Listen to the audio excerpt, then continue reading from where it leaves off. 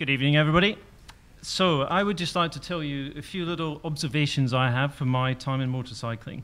So I'm a dad, I'm a brother, I'm a son, I'm a father. I realize motorcycling is dangerous, but I decide to do it nonetheless. It's just one of those things. Can't explain it, never will be able to. Now, what I'd like to share are some of the sort of physics behind it and some of the psyche behind being a motorcyclist. We're taught to ride to arrive, and it's basically keeping yourself safe as best you can. So one of the first things about our physics is that we have soft bits, and they're on the outside, which means we're incredibly vulnerable. So I wear clothes like these that make me very hot, but keep me protected. And we've got 2 points in contact with Earth, unlike 4. So if you see me pissed and crawling around the floor, I'm more stable at that point. Counter-steering is counterintuitive. Did you realize that when you're learning to ride a bike, you're actually pushing on the left handlebar to go left, and on the right handlebar to go right? Try it in your push bike, but make sure you have plenty of space around you. When you put on brakes on a motorcycle, if it's over on the side, it actually goes upright. That means if you're going round a bend, you will find yourself going not where you want to go, and you might actually hit something coming the other way. The next thing is, basically, when you're in a state of panic, you end up going where you're looking. You're taught to always look where you want to go on a motorcycle, but when you go, oh, there's a tree, you tend to go towards it. Right, so basically, I wear lots of protection. My mum says, you've only got one Swede, so wear a decent helmet. I don't know what she's trying to tell me, but I will go with her approach. And basically, to wear as luminous and protective clothing as you can, because you will come off worst.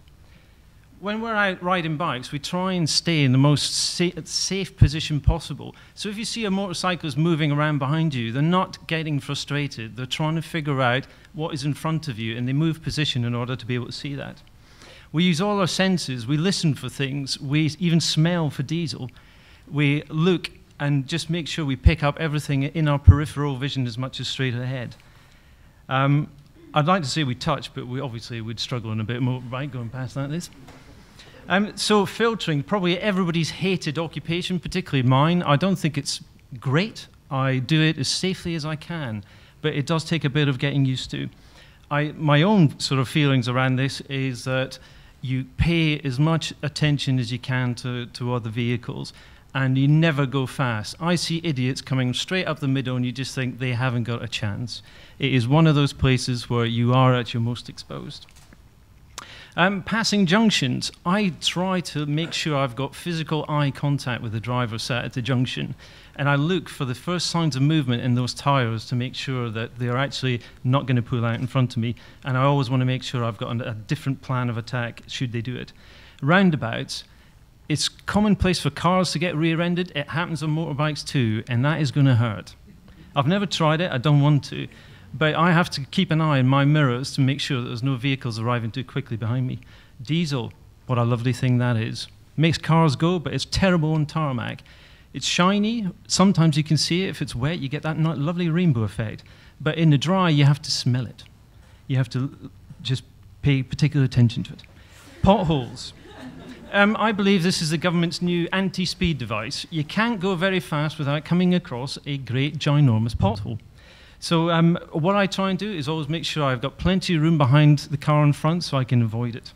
Manhole covers, they're nice. Don't hit them at an angle, don't hit them at wet.